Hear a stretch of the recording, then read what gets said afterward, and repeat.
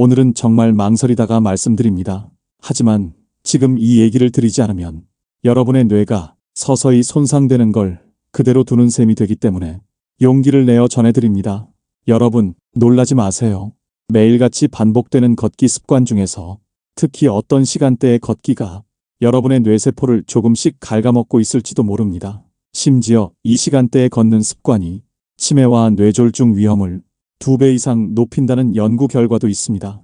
그런데 더 충격적인 사실은 많은 어르신들이 바로 이 위험한 시간에 걷고 있으면서 오히려 건강을 지키고 있다고 착각하고 있다는 겁니다. 저는 70대 의사로서 수많은 시니어 환자분들을 만나왔습니다. 걷는 시간대 하나만 바꿨을 뿐인데 기억력과 말하기 그리고 집중력이 눈에 띄게 회복되는 모습을 직접 보아왔습니다. 이 내용은 아직 널리 알려지지 않았습니다. 의료진끼리만 공유되던 연구 자료이자 약에만 의존하던 치료에서 벗어날 수 있는 놀라운 전환점이 될 수도 있습니다. 한번 상상해 보십시오. 매일 걷는 그 시간 습관이 10년 후 여러분의 인생을 완전히 바꿔놓는다면 어떻겠습니까? 오늘 이 영상에서 그 비밀을 제가 처음으로 밝혀드리겠습니다. 절대 영상을 끊지 마시고 끝까지 함께 해주세요. 혹시 여러분은 하루 중 언제 얼마나 걸으시나요? 댓글로 남겨주세요. 시작 전 좋아요 눌러주시면 많은 어르신분들께 이 정보가 전해질 수 있습니다. 그럼 시작하겠습니다. 걷기 참 좋은 운동이죠. 특히 나이 들수록 무릎에도 부담이 덜 가고 심장에도 무리가 덜 하니까 많은 분들이 아침마다 걷기를 선택하곤 하세요. 실제로 꾸준히 걸으면 혈액순환도 잘 되고 체중 관리에도 도움되고 머리도 맑아지는 걸 느낄 수 있거든요. 저도 환자분들께 늘 걷기를 권해왔습니다. 실제로 하루에 조금이라도 걷는 분들이 훨씬 더 활기차게 지내시더라고요. 그런데 여기서 꼭 짚고 넘어가야 할 게 하나 있습니다. 걷는 것 자체는 분명히 좋은데 언제 걷느냐, 이게 문제입니다. 좋은 운동인데도 시간만 잘못 잡으면 독이 될 수 있다는 거, 많은 분들이 이걸 잘 모르세요. 이제부터는 가장 중요한 이야기로 들어가겠습니다. 바로 뇌를 공격하는 잘못된 걷기 시간대입니다. 많은 어르신들이 아무렇지 않게 매일 반복하는 습관인데 사실은 뇌세포를 조금씩 손상시키고 치매와 뇌졸중 위험까지 높이고 있습니다. 지금부터 말씀드리는 이 부분이 오늘 영상의 핵심이니까 꼭 집중해서 들어보시기 바랍니다. 첫 번째로 새벽 걷기예요. 공기가 맑을 때 걸어야 좋다 이렇게 생각하시죠? 그래서 아직 어두운 새벽에 집을 나서시는 분들이 많습니다. 그런데 이 시간은 혈압이 가장 불안정한 때라는 거 아셨나요? 밤새 누워 있다가 갑자기 일어나면 혈압이 확 치솟거나 툭 떨어지면서 뇌혈관이 큰 부담을 받게 됩니다. 특히 고혈압이나 당뇨가 있는 분들은 더 위험하죠. 작은 혈관이 터지거나 막히면서 새벽에 뇌졸중이 발생하는 경우가 실제로 많습니다. 두 번째는 한낮 걷기입니다. 햇볕이 제일 강할 때 비타민 D 만든다 하면서 정오쯤 나가시는 분들도 계시죠? 하지만 이때는 체온이 급격히 올라가고 혈액이 피부 쪽으로 몰리면서 정작 뇌로 가는 혈류는 줄어듭니다. 나는 괜찮다 하고 버티시다가 어지럼증이 오거나 탈수로 쓰러지는 경우도 많아요. 장기적으로는 뇌세포에 산소가 부족해져서 손상이 누적될 수밖에 없습니다. 세 번째는 늦은 밤 걷기입니다. 저녁 먹고 소화 좀 시키겠다면서 밤 10시, 11시 넘어서 나가시는 경우 있죠? 이때는 주변이 어둡고 조용해서 넘어지거나 부딪히는 사고 위험이 훨씬 커집니다. 한번 낙상하면 그 충격이 바로 뇌 손상으로 이어지기도 해요. 그리고 또 하나, 밤 늦게 걸으면 뇌가 각성됩니다. 수면 호르몬이 제대로 분비되지 않아서 잠은 들어도 깊은 잠을 못 자게 되죠. 그러면 뇌가 회복할 시간이 사라집니다. 제가 만난 70대 환자 한 분이 계셨어요. 매일 새벽 5시에 일어나서 나는 건강을 위해 누구보다 부지런하다 하셨죠. 그런데 어느 날 갑자기 말이 어눌해지고 한쪽 팔, 다리에 힘이 빠져서 오셨습니다. 검사해보니 뇌혈관이 막혀 있더군요. 원인은 바로 그 새벽 걷기 습관이었습니다. 또 한 분은 여름 한낮에도 하루도 빠짐없이 걸으셨습니다. 자주 어지럽다고 해서 검사를 해보니 뇌 속 작은 혈관에 손상 흔적이 여러 군데 있었습니다. 좋은 습관이라고 믿었던 걷기가 오히려 뇌를 갉아먹는 습관이 될 수 있다. 이게 제가 현장에서 똑똑히 본 현실입니다. 그럼 여기서 궁금해지실 겁니다. 아니, 걷는 시간이 좀 다를 뿐인데 왜 그렇게까지 뇌를 해친다는 거지? 이제부터는 그 이유를 알려드리겠습니다. 바로 뇌가 썩는다는 표현이 의미하는 것인데요. 조금 충격적인 얘기지만 꼭 아셔야 합니다. 우리가 흔히 뇌가 썩는다 이렇게 표현하지만 실제로 뇌가 썩는 건 아닙니다. 그 대신에 뇌세포가 천천히 죽어간다고 보시면 됩니다. 왜 그럴까요? 바로 혈류 때문입니다. 뇌는 우리 몸 전체 혈액의 20% 이상을 필요로 하죠. 그만큼 산소와 영양분이 많이 필요합니다. 그런데 혈액 공급이 잠깐이라도 줄어들면 뇌세포는 바로 손상을 입습니다. 한번 죽은 뇌세포는 다시 살아나지 않아요. 그래서 문제인 겁니다. 특히 위험한 건 미세혈관 손상이에요. MRI 찍어보면 작은 점처럼 하얗게 보이는 부분들 있죠. 이게 바로 뇌 속에서 혈류가 부족해 생긴 흉터 같은 흔적입니다. 이게 조금씩 쌓이다 보면 어떻게 될까요? 기억력이 떨어지고 말이 더뎌지고 집중이 안 되는 증상으로 나타납니다. 그냥 나이 들어서 그렇겠지 하고 넘기시죠? 하지만 실제로는 뇌혈관이 손상되고 있다는 신호일 수도 있습니다. 여기에 또 하나 무서운 게 있습니다. 바로 뇌 속 노폐물입니다. 깊은 잠을 잘 때 뇌는 스스로 청소를 하면서 베타 아밀로이드 같은 단백질을 씻어냅니다. 이게 바로 치매와 관련된 물질인데요. 만약 걷는 시간 때문에 수면 구조가 망가지면 뇌가 제대로 회복하지 못하고 이 노폐물이 쌓이게 됩니다. 결국 뇌가 썩는다는 표현은 혈류가 부족해 뇌세포가 죽고 청소가 안 돼서 노폐물이 쌓이고 그 과정이 계속 반복된다는 뜻입니다. 여러분, 뇌는 참 정직합니다. 좋은 환경에서는 금방 회복력을 보여주지만 나쁜 환경이 반복되면 조용히 그러나 확실하게 손상이 진행됩니다. 그게 바로 우리가 말하는 뇌가 썩는다는 상태입니다. 그렇다면 지금 시니어분들이 실제로 걷고 있는 시간대 과연 안전할까요? 여러분도 혹시 이런 습관을 하고 계신지 함께 하나씩 점검해 보겠습니다. 첫 번째 상황은 아침에 약을 먹고 곧바로 걷기입니다. 많은 분들이 아침 일찍 약을 챙겨 드시고 소화도 시킬 겸 하면서 바로 밖으로 나가죠. 근데 이게 은근히 위험합니다. 왜냐하면 약효가 혈압이나 혈당을 급격히 변화시키는 순간에 걷기 운동까지 겹치기 때문입니다. 혈압이 흔들리면 뇌혈관이 버티지 못할 수 있죠. 제가 만난 환자 중에도 아침마다 혈압약 먹고 30분씩 걸었는데 어느 날 갑자기 어지럽고 쓰러졌다. 이런 사례가 실제로 있었습니다. 두 번째 상황은 식사 직후 걷기입니다. 많은 어르신들이 밥 먹고 바로 걸으면 소화가 잘 된다. 이렇게 생각하시는데요. 그 순간 뇌는 가장 손해를 봅니다.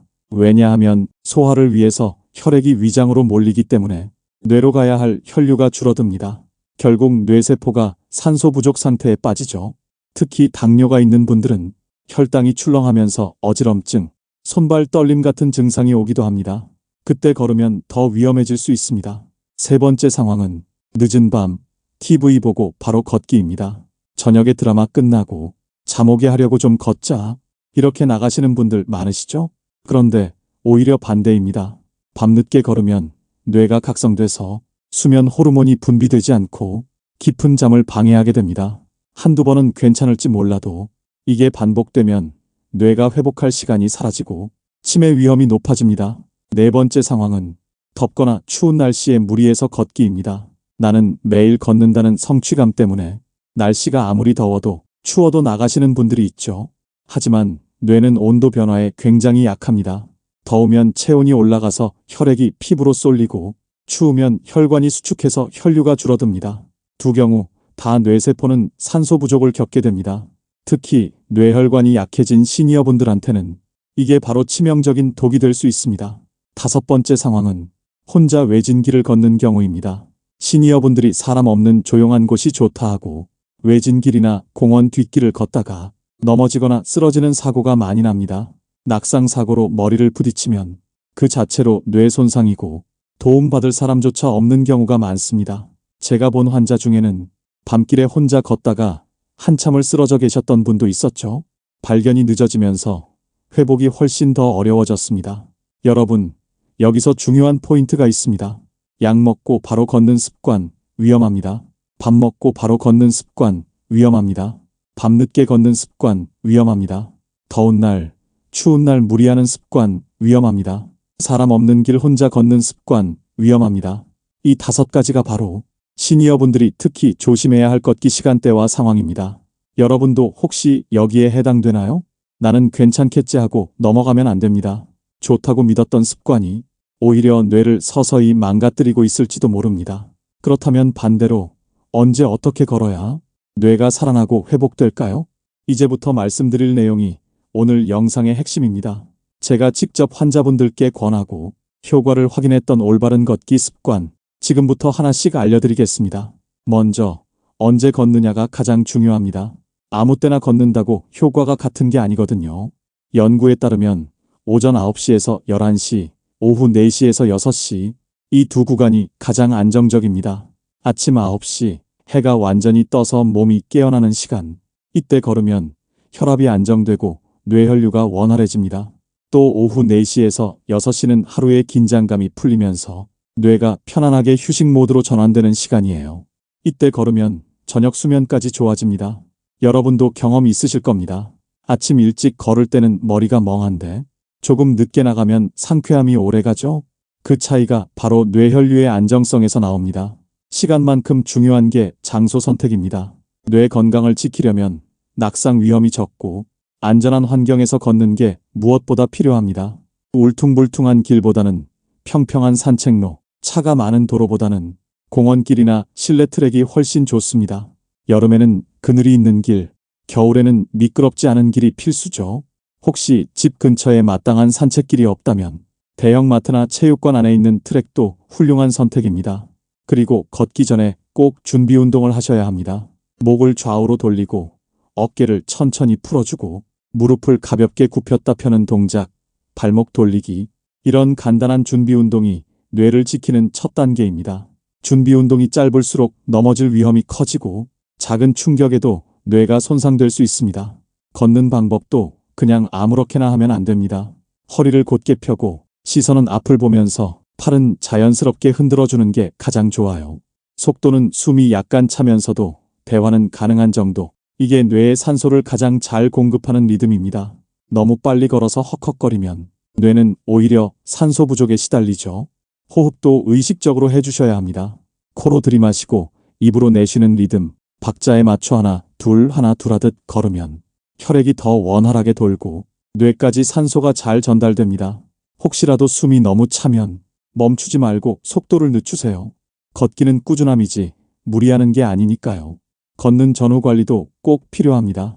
걷기 전에는 물을 조금 마셔두고 걷는 동안에는 15분에서 20분마다 작게 한두 모금씩 마시면 됩니다. 끝나고 나서는 종아리, 발목, 허리를 가볍게 스트레칭 해주세요. 이 정리 운동 하나가 다음날 뇌와 몸의 피로를 완전히 다르게 만듭니다. 그럼 실제로 어떻게 루틴을 짜면 좋을까요? 제가 권하는 방법은 하루 2번, 20-30분씩 나누어 걷는 겁니다. 아침 9시 반쯤 준비 운동 후에 20분 걷기, 오후 5시쯤 다시 20-30분 걷기, 합계 40분에서 60분이면 충분합니다. 무릎이 약한 분들은 10분씩 3번 나눠서 걸어도 괜찮아요. 뇌는 얼마나 꾸준히 자극을 주느냐가 중요하지 한 번에 오래 걷는 게 중요한 건 아니니까요. 실제로 이렇게 바꿔서 좋아진 분도 많습니다. 제가 실제로 만났던 한 분의 이야기를 들려드리겠습니다. 여러분도 아마 크게 공감하실 겁니다. 올해 74 남성 환자분이셨습니다. 평생 성실하게 살아오신 분이었고 특히 걷기만큼은 누구보다 자신 있다고 하셨습니다. 선생님, 저는요. 새벽 5시면 어김없이 일어나서 1시간씩 걷습니다. 30년 넘게 단 한 번도 빠진 적이 없어요. 그분은 늘 이렇게 자랑하듯 말씀하셨습니다.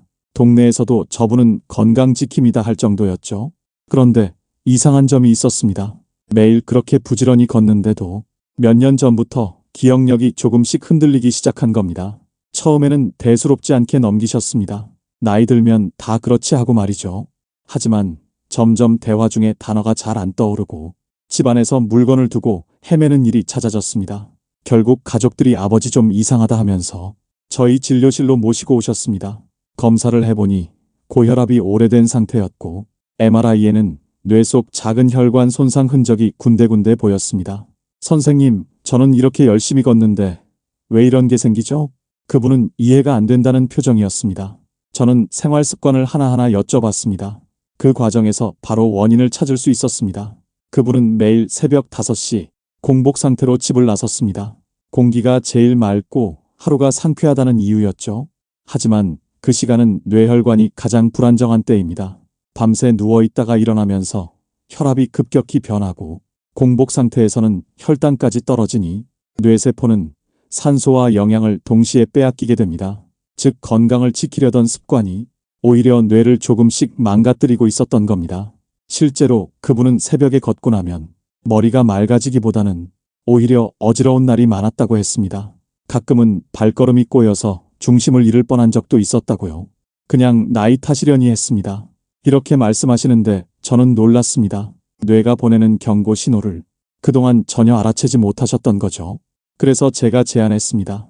이제부터는 새벽 걷기를 중단하시고 아침 9시 반과 오후 5시에 나눠서 걸어보세요. 처음에는 아주 힘들어 하셨습니다. 30년 넘게 몸에 밴 습관을 바꾸는 게 쉬운 일이 아니었으니까요. 선생님, 이 시간에 걸으면 하루가 다 흐트러지는 것 같아요. 며칠 동안 계속 불편함을 호소하셨습니다. 하지만 가족들이 옆에서 도와주셨습니다. 아침엔 식사 후 가볍게 준비 운동을 하고 집 근처 공원 산책로에서 20분, 오후엔 저녁 식사 전에 20-30분을 걷도록 바꿔드렸습니다. 속도도 조절했습니다. 예전처럼 땀 뻘뻘 흘리며 걸지 않고 숨이 약간 차지만 대화가 가능한 정도로만 걷게 했습니다.